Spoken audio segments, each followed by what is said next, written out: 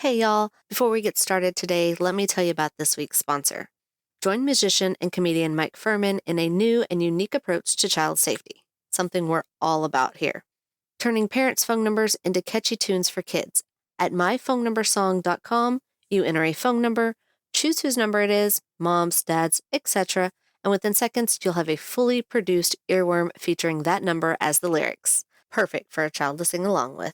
Each song is only $2 with 10% of sales going towards missingkids.org, something we totally love here. And those are not randomly AI generated either.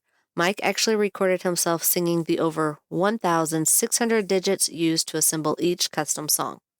All information is managed securely behind industrial standard encryption, and the site uses no cookies, ads, or trackers. Get yours at myphonenumbersong.com and stick around to the end of the episode where I'll play a clip of the one I had made for the podcast.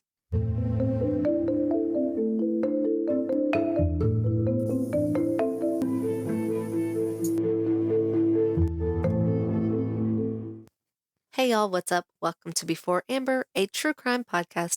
I'm your host, Lady Amy. So let's get to it. Joyce Marie McLain was born on September 4th, 1963, in Windsor, Vermont, to Pam and Michael McLain. She was described as bright, beautiful, popular, and well-loved. She was a cheerleader, an honor student. She played tennis, among other things. Seriously, the list really went on. But I wanted to add she had a musical gift. Her mom said that she could play any instrument by ear, and she even wrote music. Basically, this girl had talent and was what you might call an all-around American girl. In August of 1980, the summer was winding down, but teens and kids were still out enjoying the end of the summer. They were having nice weather that was perfect for hanging out outdoors. Joyce was 16 years old, and her mom now lived in East Millinocket, Maine. Joyce was getting ready for the upcoming school year at Skank High School, where she was going to be a junior. She really wanted to start getting ready for the sports she planned on playing, so she started working out. One of the ways she did so was by jogging. On the afternoon of Friday, August 8, 1980, Joyce called her friend Laura to see if she wanted to go for a jog with her.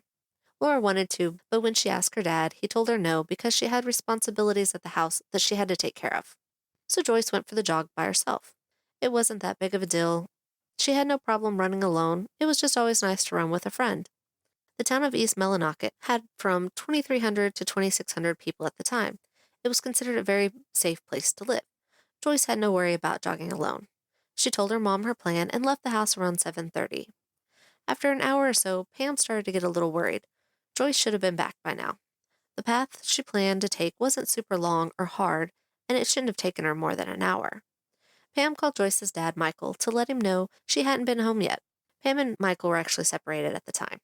He told her not to worry. She probably ran into some friends, stopped at the party that was going on near the school, and just lost track of time. At this time in history, it was very popular for teens just to hang out outside.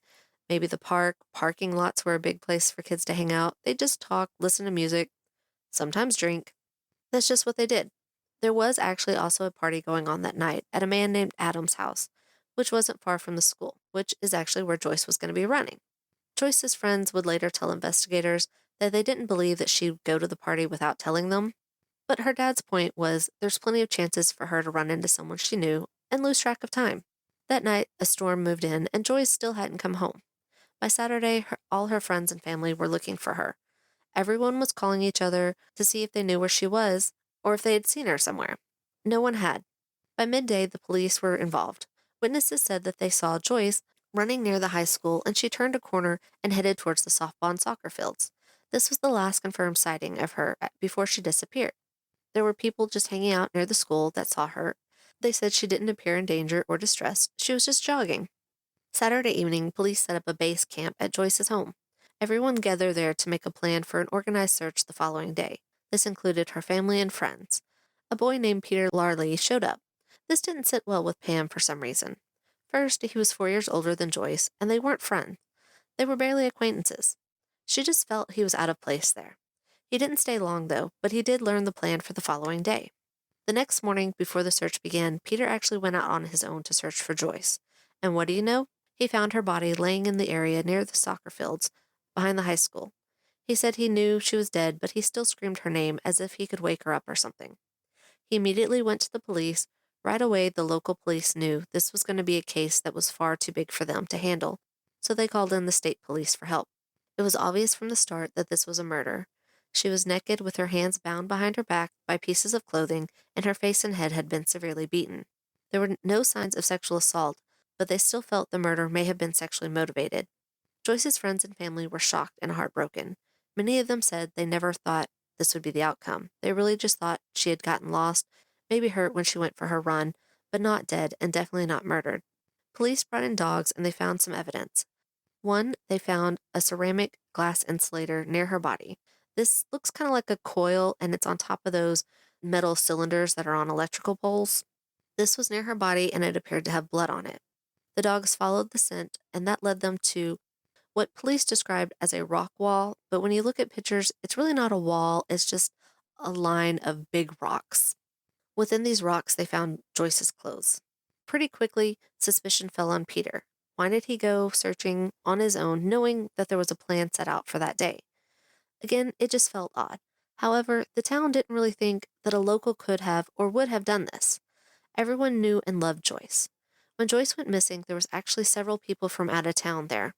There was a state softball tournament going on that brought in 300 to 500 out-of-towners, and on top of that, the local mill had added 300 non-local workers.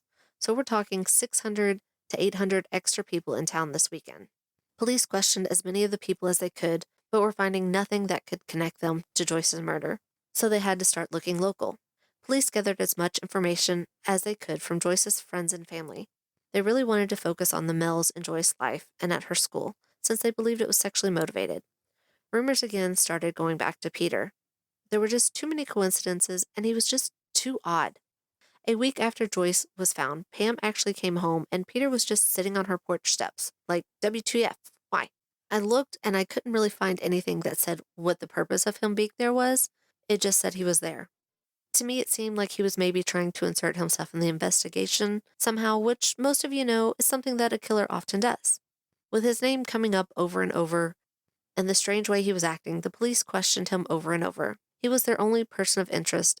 Peter said he was just hanging out with teens that night, drinking. He took a polygraph test, which he passed, and all the teens he said he was with corroborated his story, so police finally cleared him. There really wasn't anything that connected him to the crime. He was just odd, or at least acting odd. Police were getting on with the questioning of everyone else that they could, but there was one person that they couldn't question. You see, on the same night that Joyce disappeared, there was another, for lack of a better word, tragedy that happened in that small town. A young man named Philip Scott Fournier, who went by Scott, was in a very bad car accident and was in a coma, but this was actually kind of karma that put him there. You see, Scott went to a local store. Based on pictures, it looks more like maybe a mechanic shop. Anyway, he stole a truck, a big truck, not an 18-wheeler, but still a really big truck. And he bolted out of the garage that stored it, where he immediately hit another car. Scott almost died. He ended up being in a coma for several weeks. When he finally came to, he pretty much had no memory of that night. He only knew a little bit, which included that he had been drinking and he stole the truck. Because of his brain injury, he had suffered major memory loss. Doctors didn't know if he could ever remember what happened. Some people get their memories back, some don't. It's a case-by-case situation. So the only person that had been a person of interest or suspect had been cleared, and the only person that they hadn't been able to question had no memory. So the case went cold quickly. In 1981, about 9 months after Joyce had been killed, Scott started regaining his memory, and this upset him. So he went to see his pastor. The pastor reached out to the police about Scott talking to them.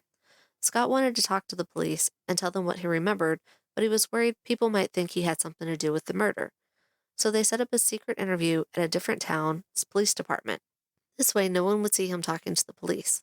His pastor took him, and he spoke with the police, telling them that he was starting to get his memory back.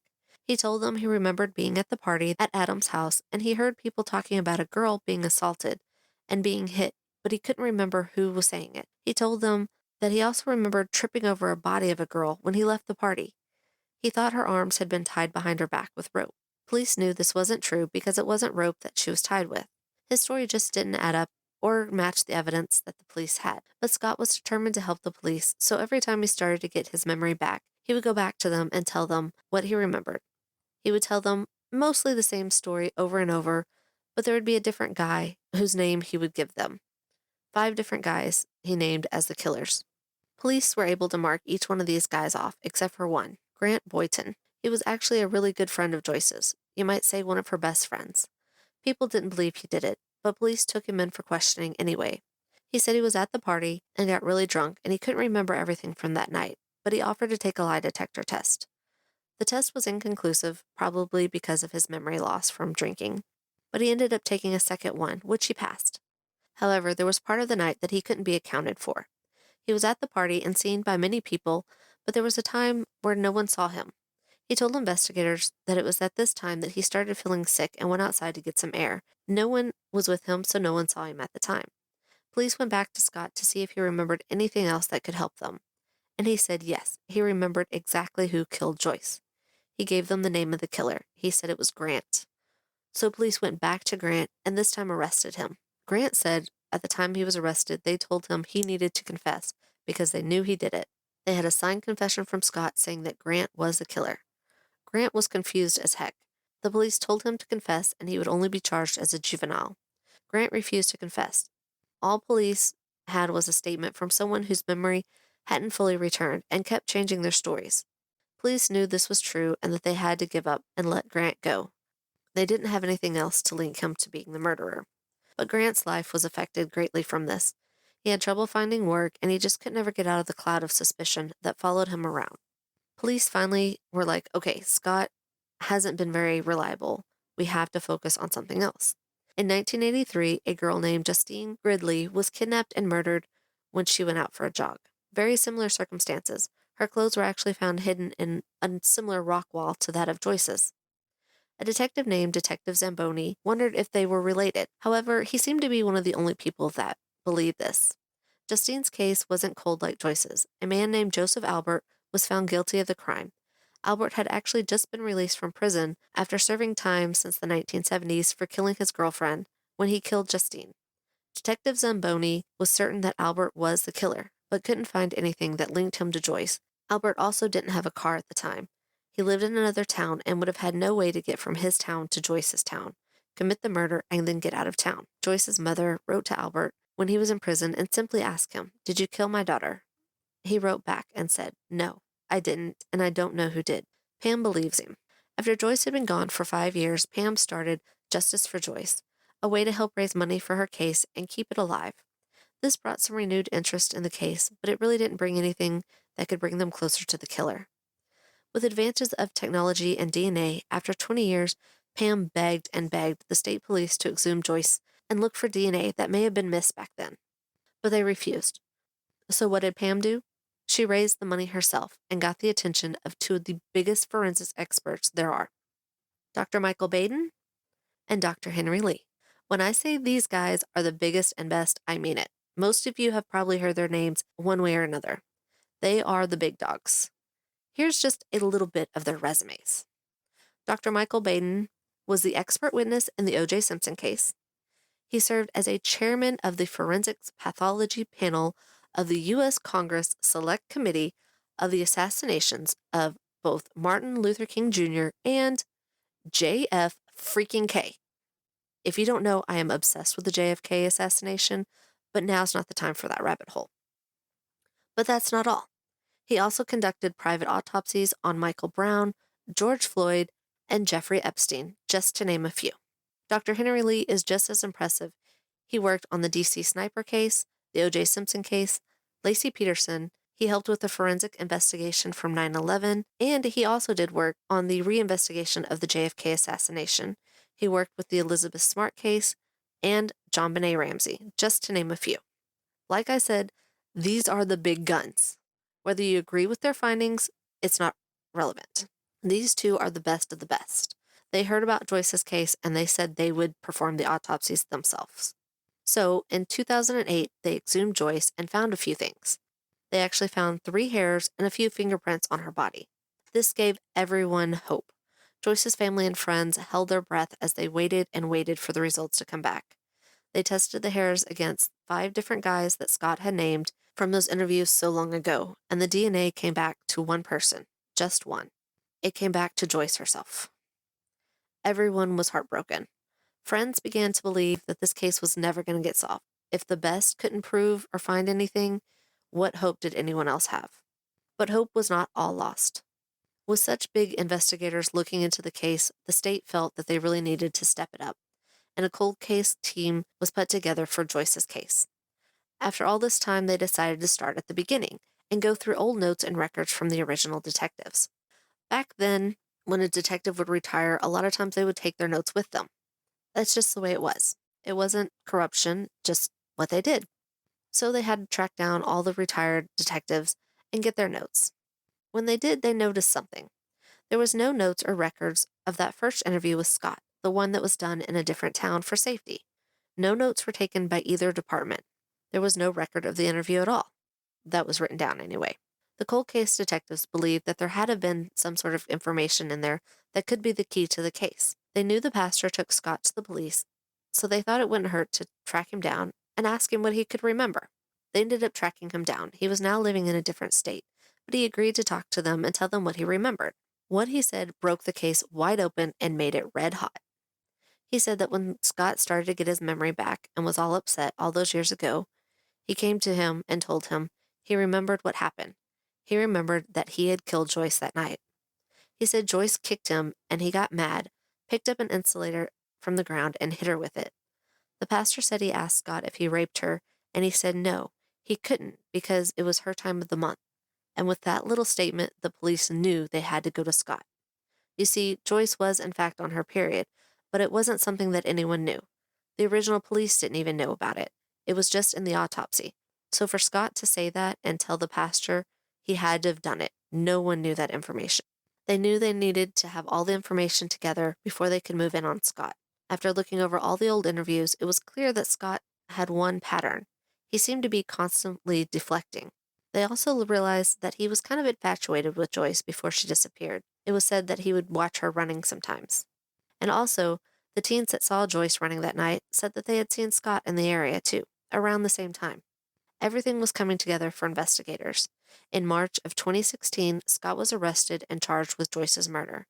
Scott was 19 at the time of the killing, so he would be tried as an adult. After his arrest, a man named John DeRoshi came forward to police and said he had some information to tell the DA. John had actually been a supervisor of Scott's at one of his jobs a long time ago. When he learned where Scott was from, he asked him if he knew Joyce McLain. Remember, this was a small town, Maine's a small state, everyone knew the case and what had happened. So learning that Scott was from her town and was around the same age as Joyce, he thought, hey, he might know her. So he just asked him. And Scott told him, yes, I knew her. I'm the one that killed her. John was floored, but he didn't want to spook Scott, and he honestly couldn't tell if he was being serious or not. So he asked him, how are you not arrested then? To which Scott told him because he had been able to fool police over 30 times by saying he couldn't remember because of his head injury. On January 22nd, 2018, at the age of 57, Scott was brought to trial. Shockingly, he chose to waive his right to a jury. This meant that only the judge would hear the case and decide his guilt or innocence. The trial lasted for 9.5 days, then it took the judge 2 more weeks to make her decision. She found him guilty and sentenced him to 45 years in prison. Based on his age, this is basically a life sentence. After the trial and the victim impact statements, this POS addressed the family and said, he was sorry for their loss, but he had proven during this trial that he didn't do it, and they have it all wrong. Dude, you were found guilty for a reason. You've been living free for almost 40 years. You have no right to say crap to this family. Makes me so mad. But of course, someone like Scott is going to appeal. So in 2019, Scott appealed his conviction, saying that the judge should not have been allowed to hear the evidence of his confession to the pastor. He said it was a violation of his religious privilege. However, the Maine Supreme Court said this did not violate his religious rights to privilege. And guys, that's the case of Joyce McLain. It stinks that it took so long, but I am so happy that justice was finally served and she can rest in peace. I know it makes her mom and family and friends very happy. So that's all for today, guys. If you don't already, please like, follow, or subscribe depending on where you listen. Leave a 5-star review as it really does help the podcast grow. If you have a case you want us to cover, send an email to beforeamberpod@gmail.com. You can also follow the show across all social media at beforeamberpod. We will be back in 2 weeks to remember someone else. Until next time, thanks for listening. Later, just a reminder, as always, people of interest and suspects in these cases are innocent until proven guilty by a court of law. Now here's that little clip of the jingle of the number. 682 682 253 253 2695. All sources are listed in our show notes, but some of those sources include newspapers.com, Unsolved Mysteries, People Magazine Investigates, WGME.com, newscentermaine.com, and findagrave.com. Thanks again. Later.